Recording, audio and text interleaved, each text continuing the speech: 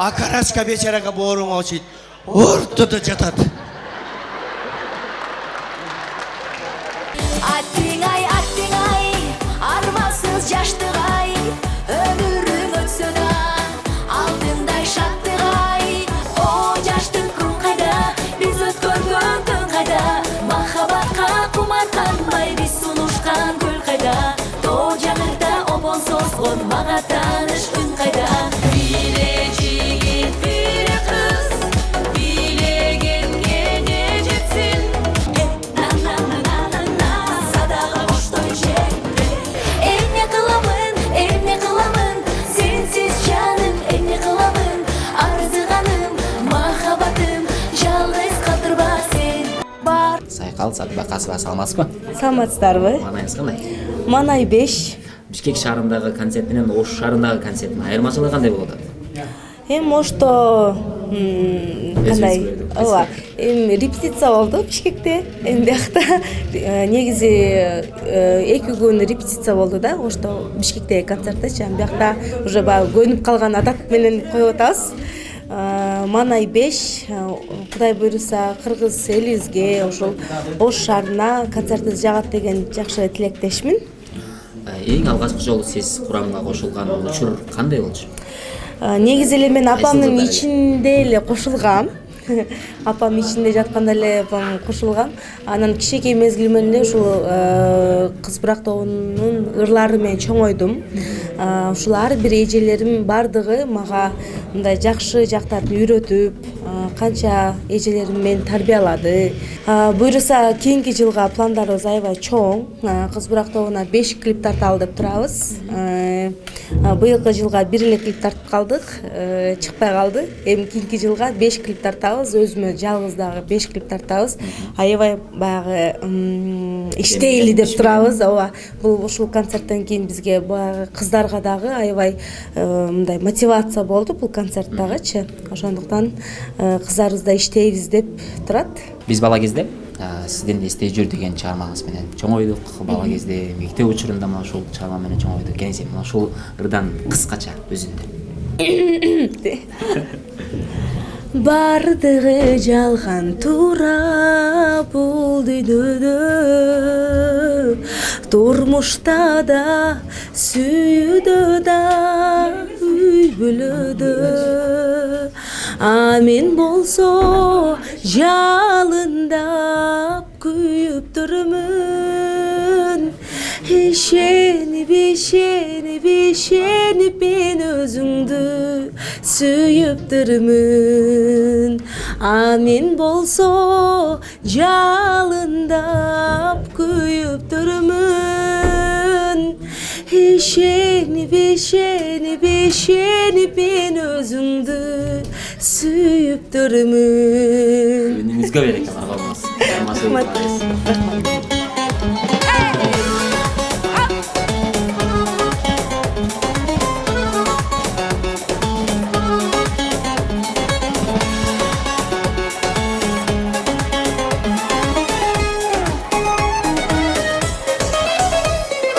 Армансыз жашоо болбойт бул жаганда, деп айткан сөзүн эстеп акылмандым. О, кайран жашты күндөр өтүп жатат. Кантейин мен жете албадым, армандамын. Кантейин мен жете албадым, армандамын. О, жашты күн кайда, биз өткөргөн күн кайда, махабатка кумарканбай биз сунушкан көл кайда. Тоо жаңырда обон созгон мага тааныш үн кайда. Кайда гүл кайда, мага тааныш үн кайда. Тоо жаңырда обон созгон мага тааныш үн кайда. Тоо жаңырда обон созгон мага тааныш үн кайда. Күйдүрүп күндөн күнгө ачыласың, жомоктогу бересиң ал аз бересиң. Өзүңсүз кайран күндөр өтүп жатат. Анын арман дайрасында ягыламын. Анын арман дайрасында ягыламын. О, жашты күн кайда, биз өткөргөн күн кайда, махабатка кумарканбай биз сунушкан көл кайда. Тоо жаңырда обон созгон мага тааныш үн кайда кайда кайда гүл кайда мага тааныш үн кайда тоо жаңырда обол созгон мага тааныш үн кайда тоо жаңырда обол созгон мага тааныш үн кайда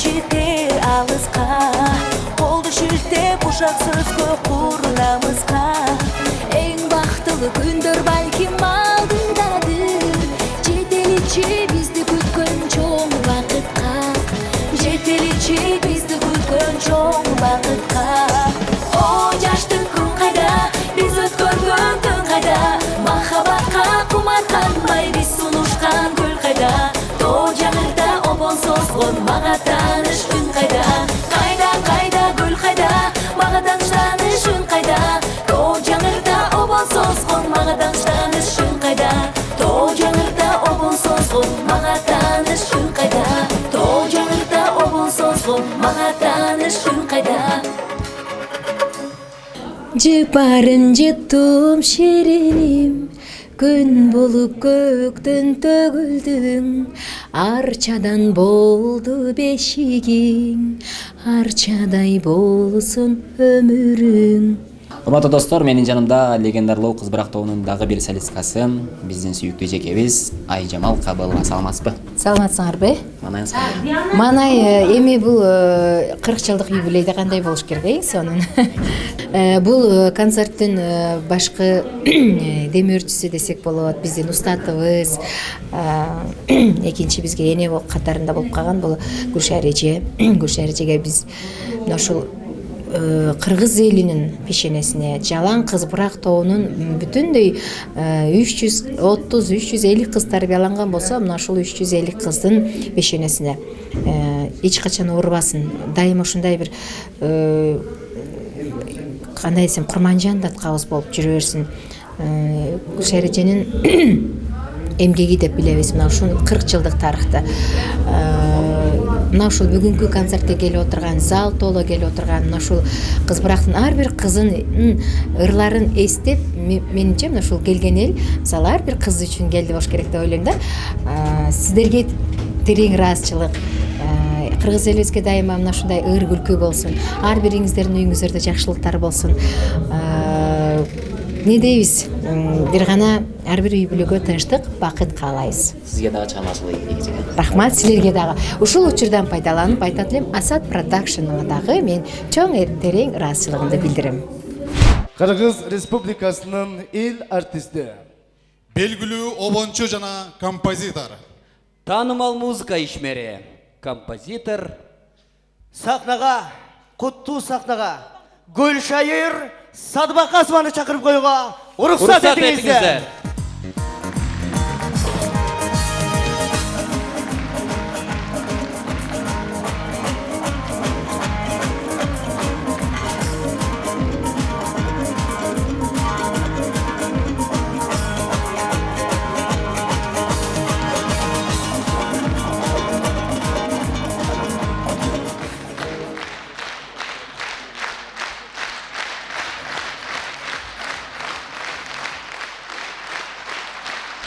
Рахматжан. Мына ушинтип 40 жыл мурда ушул Оштун куттуу сахнасында кыз бырактын алгачкы тушоосу кесилип, мына ушу сиздердей болгон күйөрмандардын өтө катуу кол чабуусу менен алгачкы тушообуз кесилип, алгачкы кадамыбызды таштап, биздин кыргыз маданиятына кадам салып кирген болчубуз.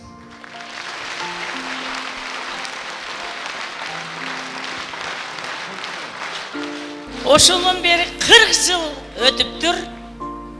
Өзү чындыгында мойнубузга алалы 43 жыл болуп калды. Бирок 40 жылдык деп белгилеп атабыз. Мына ушу 40 жылдан бери бизди таптаган, бизди баккан, бизди көкөлөткөн, бизди улуу жеңиштерге шыкак берген, шыкактаган мына сіздер көрүүчүлөрүбүз ар дайым бизди колдоп келдиңиздер.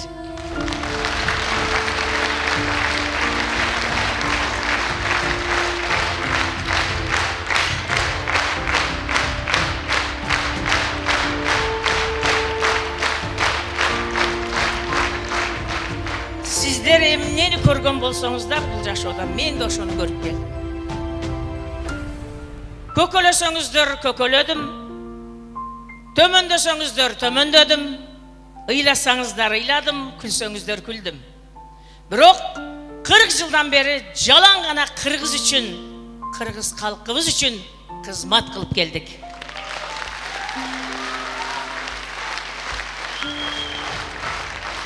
Мен ушул учурдан пайдаланып, сахнанын эки жагында турган 40 кыздын атынан келбей калган, бирок өзүнүн эмгегине ушул кирпичтей кылып кыз буракты түптөп келген 350 кыздын атынан, күйөө балдарымдын атынан, 60ка жакын уулдардын атынан сиздерге тизе бүгүп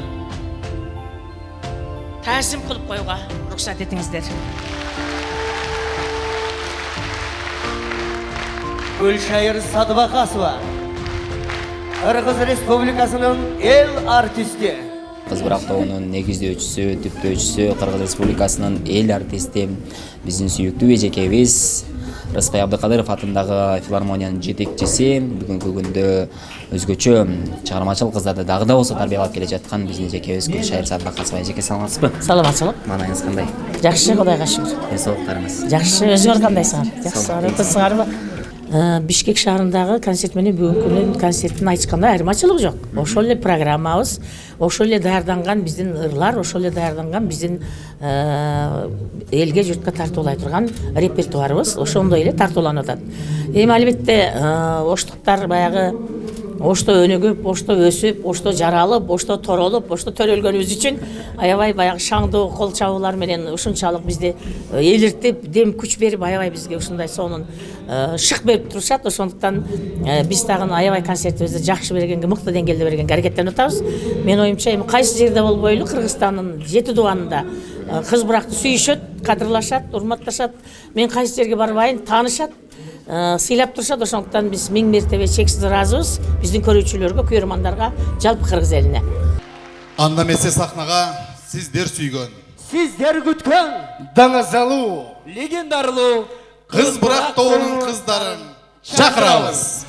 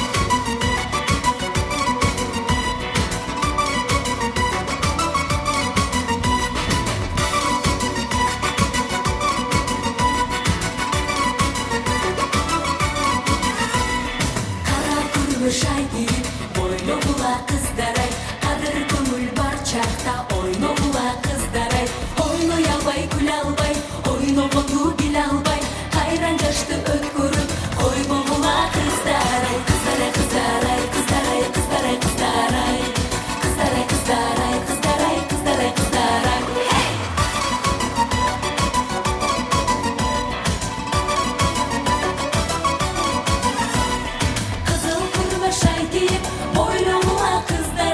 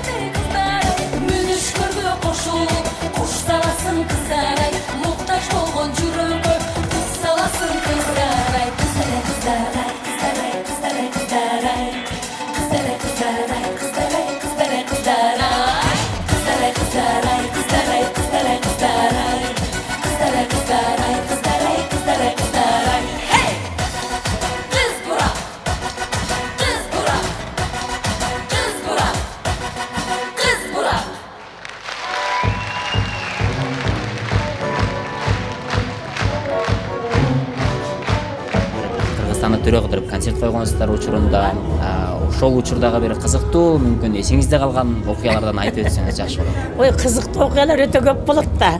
Бул 350 кызды тарбиялап, эрезеге жеткирип, шоу дүйнөсүн аралаштырып, сахнага алып чыгышта өзү толгон токой кызык да. Эми азыр бирөөсүнө мен токтола албаймын, бирок аябай кызыктуу окуялар коштогон. Бул не деп коет? Искусство требует жертв деп коет да. Орустарда бир сонун ушундай бир айтылган макалы бар.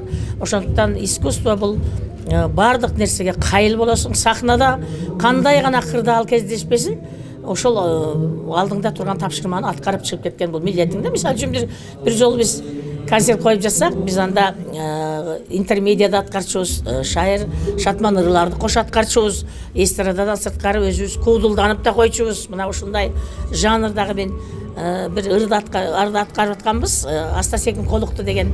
Сону бизде бир жакшы комический бир жанрыбыз бар да.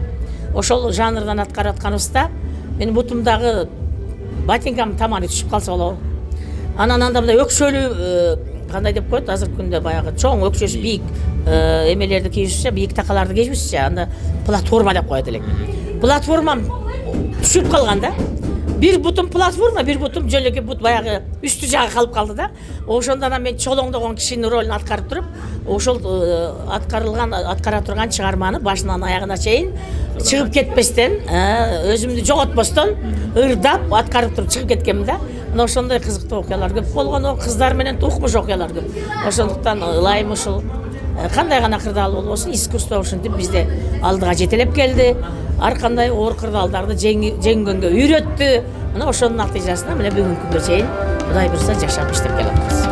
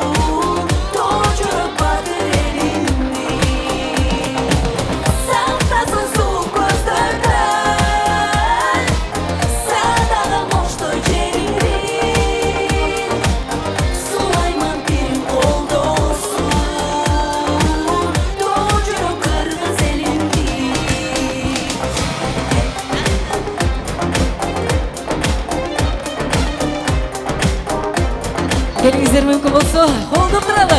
Hey!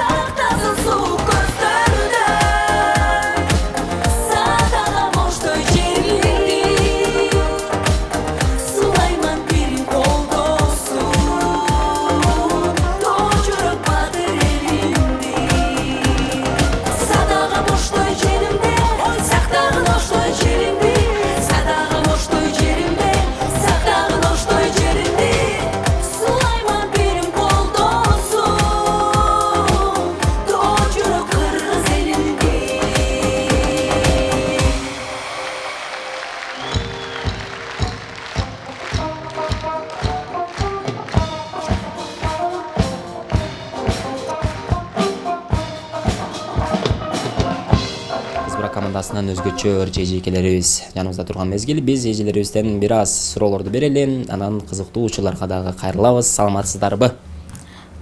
Саламатсыздарбы? Саламатсыздарбы? Денсаулыктарыңыздар кандай? Сонун. Бүгүнкү маанайыңыздар кандай? Маанай сонун. Концерт башталды, майрам башталды дегендей.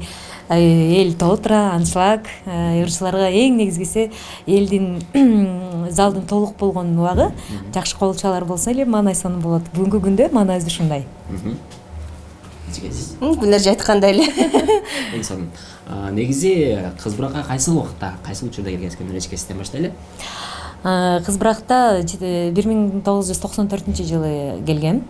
Ошол убакта кыз буракта алмашуу курамы болгон да. Бүтүндөй составтын кыздары турмушка чыгып, анан реклама болуп калды кыз бурак тобуна ырчы кыздар керек деп.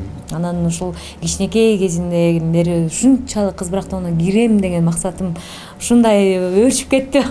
Анан бардым, конкурска барып, ошол 3 турдан өтүп, анан кыз бурак тобуна кабыл алындык. Ошондо бүт жаңы состав баштадык да 94-жылы. Мен келдим, мен артыман Айжамал келди, калган кыздар келди.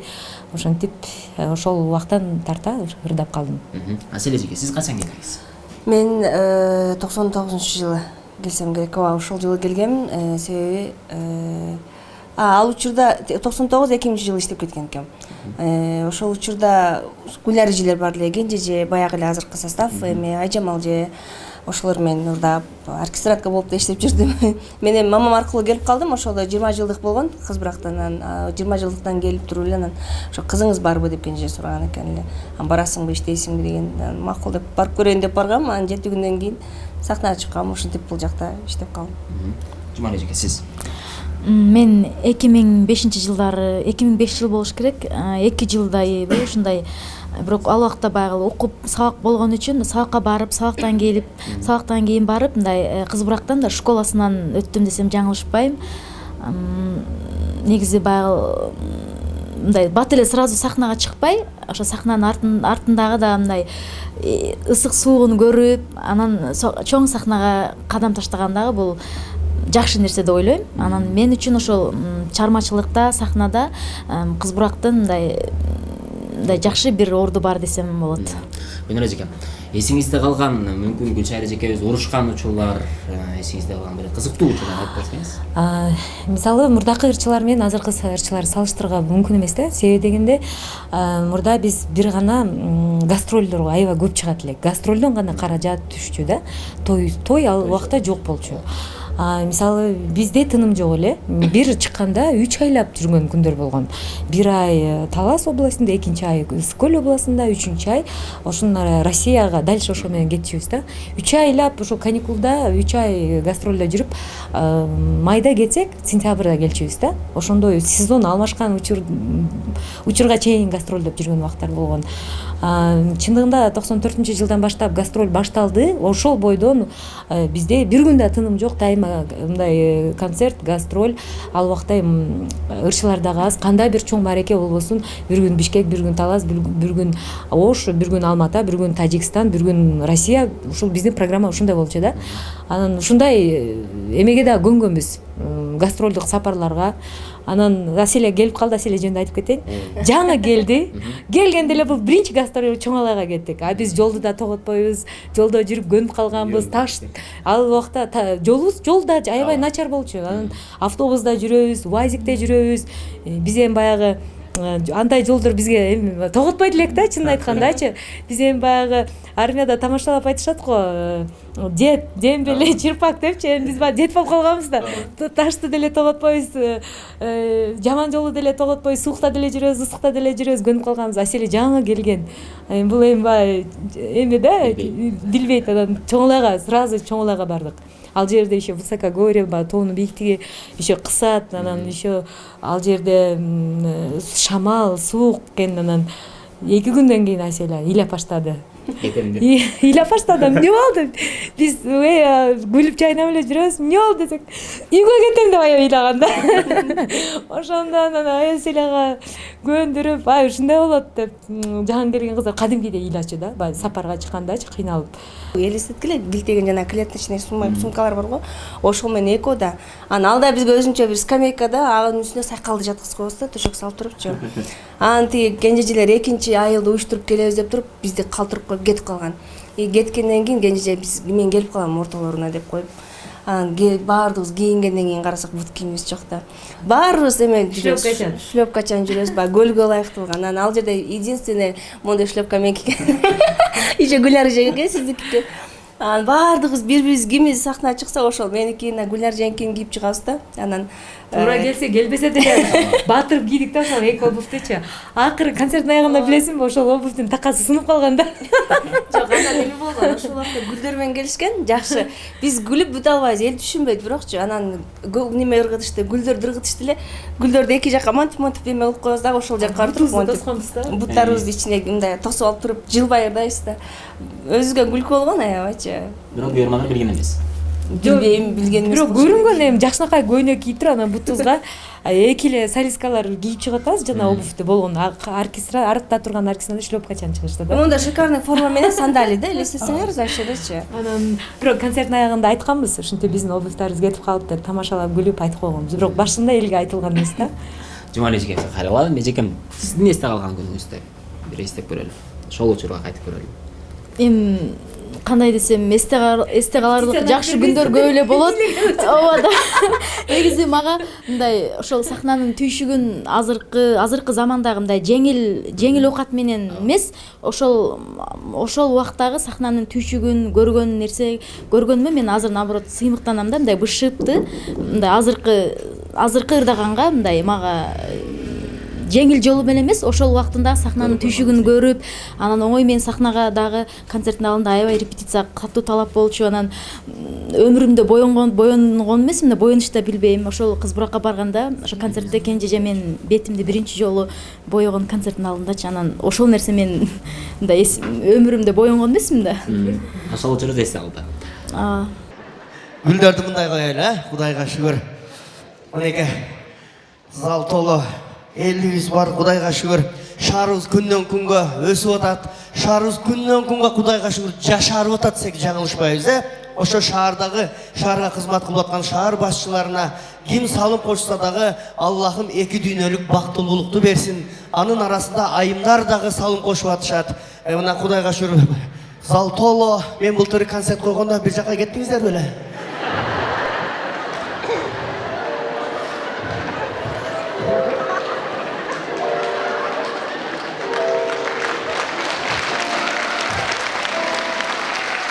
Чында былтыр концерт койдум эле ошо 11-рядтан бери аншлаг болду да. Нар жагында бүт солдаттарды алып келип отургузуп койдум. Солдаттар дагы Кудайга шүгүр автоматтарын чек арага коюп келишти. Барган экен ошол жерде кой кайтарып аткан бир киши ошол ойдон карап отурган экен. Кудайга шүгүр апаларыбыз келиптир, эжемдер келиптир. Шаарыбыз жана айткандай күндөн күнгө өсүп атат. Гүлшайыр эжеге айттым, 370 күйөө баласы бар экен. Мен Гүлшайыр эженин колунда бир 10 жылча иштедим. Бирөөсүнө насия бербей коюптур мага. Бирөөсүнө ыра көрбөптүр. Бүт ар жака кетти, Таласка кетти, Көлгө кетти, Казакка кетти, тияка кетти, бияка кетти. Тооба кылдым. Чынында тооба кылдым. Сиздерди. Айымдар өзү көп келет, концерт менен тойлорго айымдар көп келет. Чындап. Оорубаңыздар, ай тийсе да сиздерге тийсин. Күн тийсе да сиздерге тийсин. Айлык тийсе да сиздерге тийсин. Грипп тийсе да сиздерге тийсин. Талтак тийсе да биздерге сиздерге тийсин. Сиздерге тийбесин, оорубаңыздар. Бирок кыйтыр калсыңар силер айымдар. Кыйтыр калсыңар, өтө кыйтыр калсыңар. Мисалы үчүн жумуштан чарчап келип, эчтекеге желанияң жок. Ушу дес алсам болду деп барып спальняга кирип жатып алсаң, акырын келип тойгозуп жөнөттү дейт го. Ой, билет. Ertesi gelip şapa şapa tamağını jep, mақтап, даңқтап, sen kolun şirin canım seni suyum. Oh tamağın sonun boluptur dep barıp akırın жатып алсаң, akırın oşunda da söz tabat. Bugün tamak kılıp apпы deydi. Чын ушундай калсыздар да. Азыр Кудайга шүгүр, ресторандар толо, той. Эми тойго жеткирсин. Эми бир аз ысырабыбыз эле көбүрөөк болбосо, Кудайга шүгүр. Күндө конверттер келип атат эжелер, конверт келген сайын чочуп калышты. Баардыгы кредит келгенде коркуп калышты. Конверт келгенде. Илгерки тойлор сонун экен эле, апа. Эже, илгери ысырап жок эле туруу. Мисалы үчүн Алмалда күздө эле той болот эле, ошондо дагы суббота күнү той болот эле. Шаарда 3 эле ресторан бар эле. Ош рестораны, Акбура рестораны, анан Домудукта Санкт-Петербург деген ресторан болчу. Ошондо дагы ысырап аз болчу. Анан айылдагы тойлордо жүгөр орун бүткөндөн кийин болчу эле да. Качан үйлөнөсүңүз? Макан орун бүтүп үйлөнөм дейт эле да. Чын, ал жерге дагы мындай парталарды П формасында тигип сонун, а бирок столдо борсок, чакчукчук, жержаңак, поркант болчу эле. Поркант, сон эртең менен нан менен поркант зодуртат эле го эртең менен. Поркант, анан кийин келин менен күйөө баланын столунда бир шампанский, анан килем, шакекче, чарчы, жолук, анан стакандын сүрөтүгө эмне бар десеңер тобакты. Ошол дагы бар болчу, ошондой дагы бар болчу.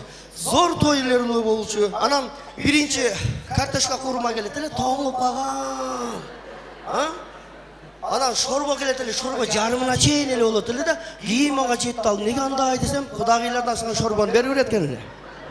Кудалар үйдүн ичинде сыйланат эле, жаштар эшикте ойнойт эле. Мына сонун тойлор. Азырчы, астагфираллах. Ресторандарга кирсең тегеле аттары өзгөчө, теңеле өзгөчө аттар. Ресторан жасалган чакпай, дагы оформление кылат. Чакырышат атайын, гүлдөрдү коюшат, бедекелерди коюп, мындайларды коюп, зор жасайт. Столдун үстүнү көрсөң, тоо кылдым. Оху! Негизгиси жанагы күйөө балдарды сыйлаган жана кыз тараптагы дасторконду көрсөңчү, охо! Байкуш балыктар жатат го. Загар кылып лимондорду көзүнө жабып алып. Кой ортодо чөп тиштетип коюптур бечара койго. Ол экинчи кой болбойт ол. Дүнбанын артка таштап койгон. О койдун ичиндеги бирдекелерин алып, өрдөк кылып койгон. Салаттын түрлөрү пинчоза, минчоза, острый, шустрый, быстрый, альвия, сальвия. Өткөндө жеңелери салаттарды жасай берип кызыгандан апелька салатам кылып коюптур. Тоо кылдым. Акарачка бечарага бооруң очойт. Ортодо жатат.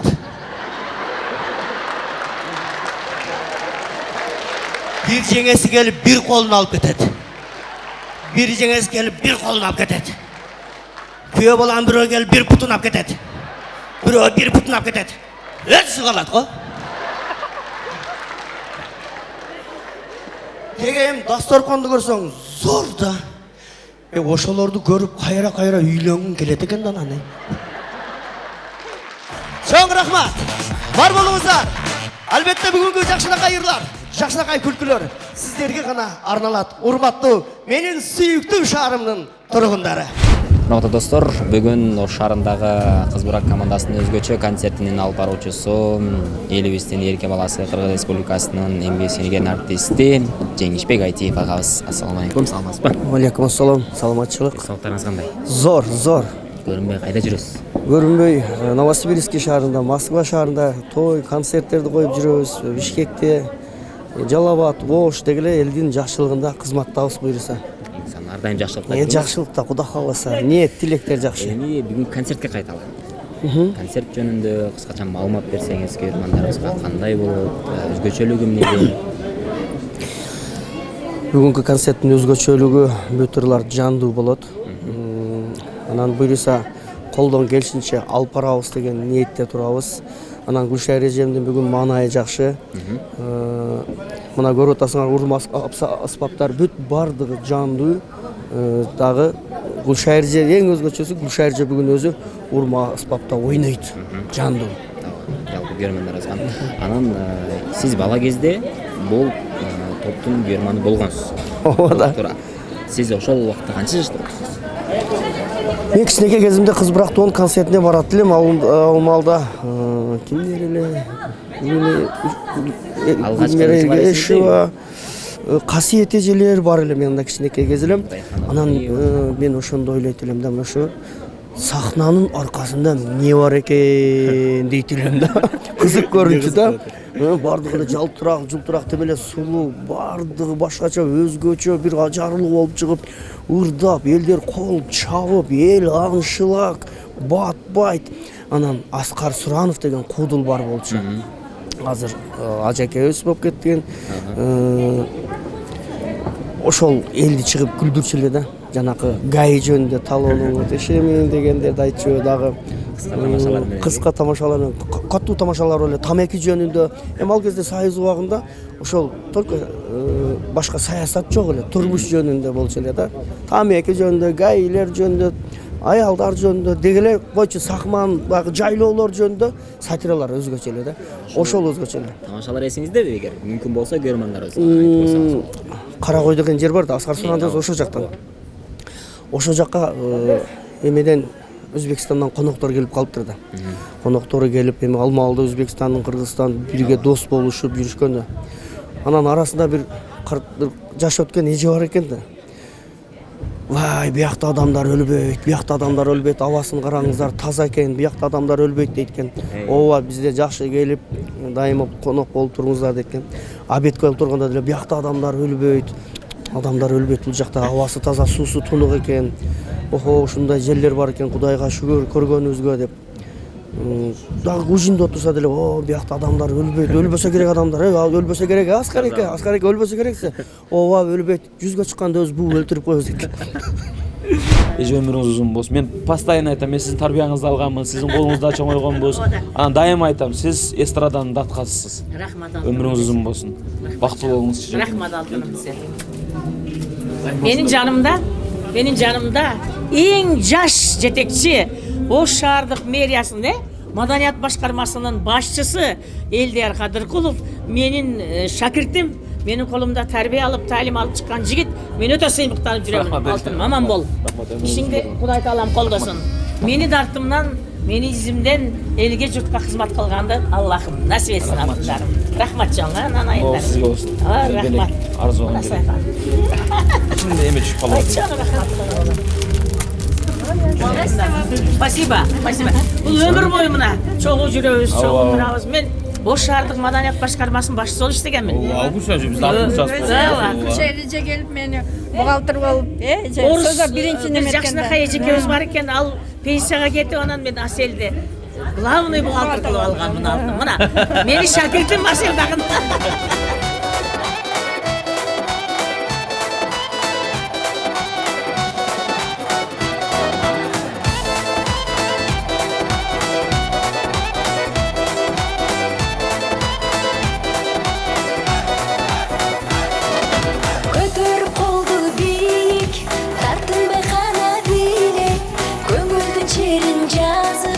Келгеле барын бирге, бул күндүн көркүн ачып, кыз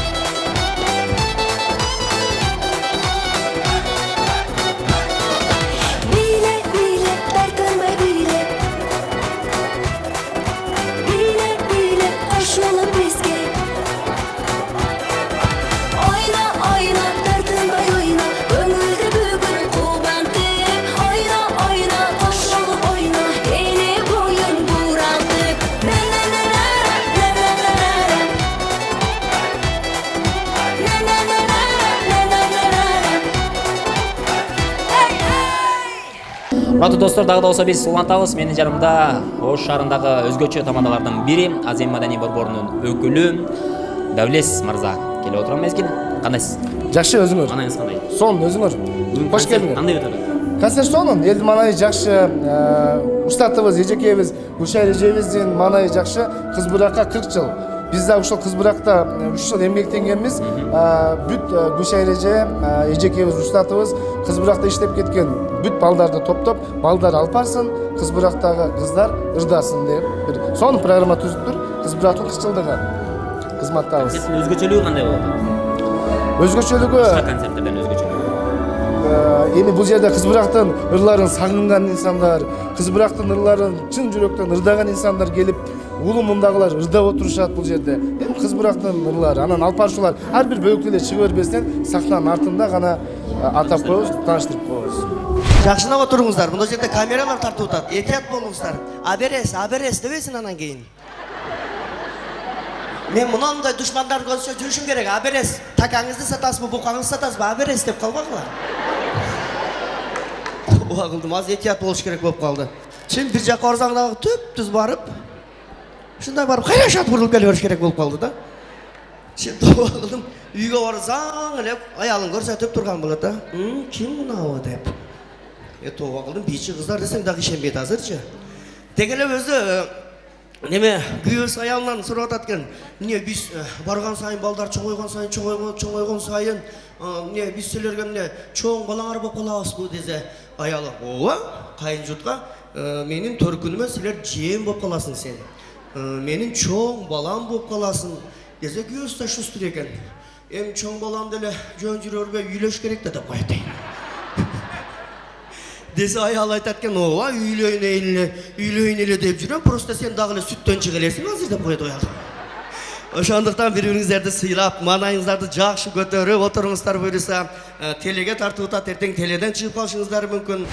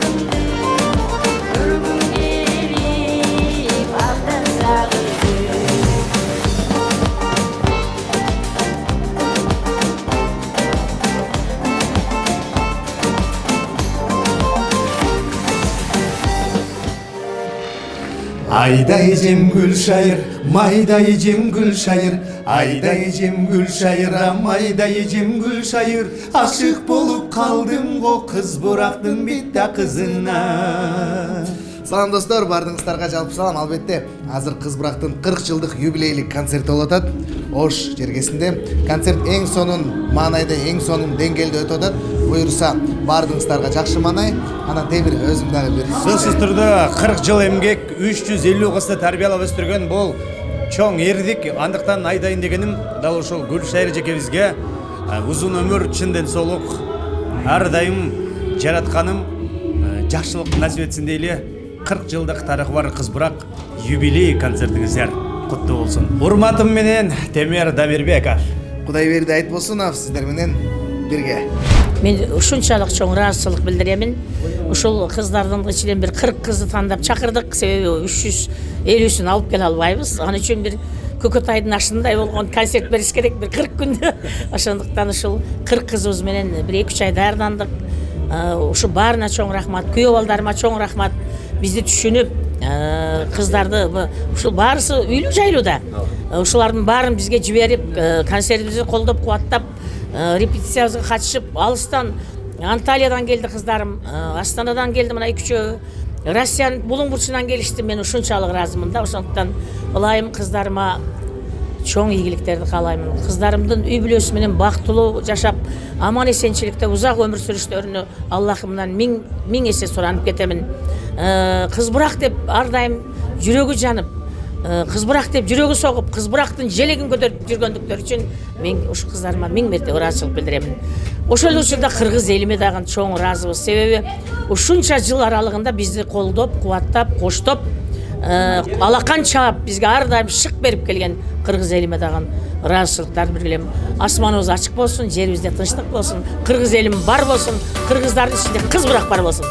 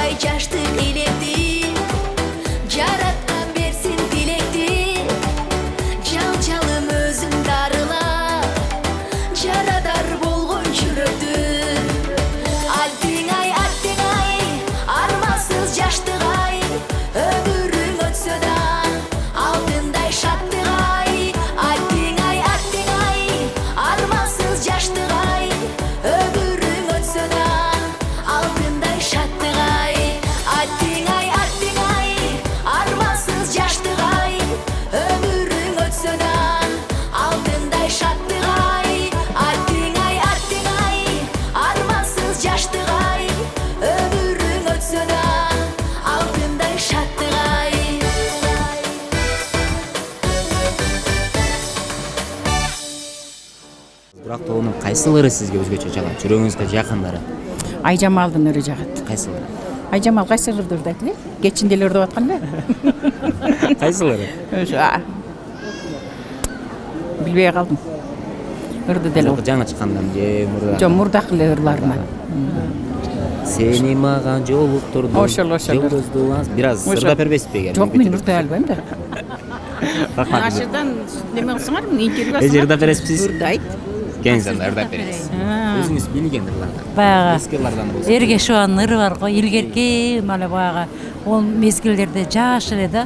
Өтө эми жаңыдан ачылып, Кыз Бурак даңазалуу ушундай аты угулуп аткан мезгилде ошо Гүлмира Эргешованын Кыпылама дегени. Кыпылама жангинам, кыпылама, кыпыласаң калта кийсен, кыпылама, калта кийсен майлиге, кыпылама да дей. Ушу эми көп да эми кыска. Саны эжекелер? 69-га чыктым. 69-га чыккан болсоңуз, сиз эң алгачкы жолу ошол Кыз Бурак тобун уккан учурда канча жашта болчусуз? Мен ошондо көргөндө, где-то 26-да көргөм да. 26. Бойдок мезгилиңизди? Бойдок мезгил. Düydüdü caşı sekin calana da сыйласам, ар кимдин тилегени тынчтык саман. Аяйлап жылдар өтсө, ойноп күлүп, туғандар құдағи жүрөлүчү есен аман. Аяйлап жылдар өтсө, концерт көрүп, туғандар жүрөлүчү ойноп күлүп есен аман. Туғандар жүрөлүчү есен аман. Нон эжеке, есен аман болуңуздар. Өзүңүз айткандай. Каяктан келдиңиз? Ноокаттан келдик. Кыргыз атайынан келдик. Бүгүн концерттен кандай өзгөчөлүк, кандай жаңылык күтүп атасыз? Мен Кыз Бурактын жакшы ырларын, жакшы чыгармаларын күтүп атам. Канча жылдан бери күйөрмандык кыласыз? Ушу чыккандан бери эле ошол 74-жылдардан бери чыкса, 74-жылы чыккан болсо, ошондон бери угабыз да. Кыз Бурак Кыргыздын эң атын чыгарган, маданиятын атын чыгарган. Ошондой эле ошонун жетекчиси Гүлшайыр Садыбакасованы чоң рахмат айтып, ушуларга батабызды бергели. Бул жак энебиз өзгөндөн келип, бүт Кыргызстандын бардыгы угуп, сүйүнүп отурабыз. Энебизге бир аз суроо берели. Эне канча жаштыңыз? 80-ге. 80 жашка. Эгер мүмкүнчүлүгүңүз болсо, алаканы жайып мына ушул Кыз Бурак тобунун жетекчиси болгон эжекебизге, Гүлшайыр Садыбакасова эжекебизге бир ак батаңызды берсеңиз мүмкүн болсо. Келиңиз. Мейли болуптур, өмүр узун болсун, ден соолугу жакшы болсун, бала чакасы менен тынч аман ойноп күлүп жүрсүн, иши илгери келсин, дайым ушундай элдердин көңүлүн алып бактылуу байбиче болуп жүрөт. Айткан аскенсин, амин.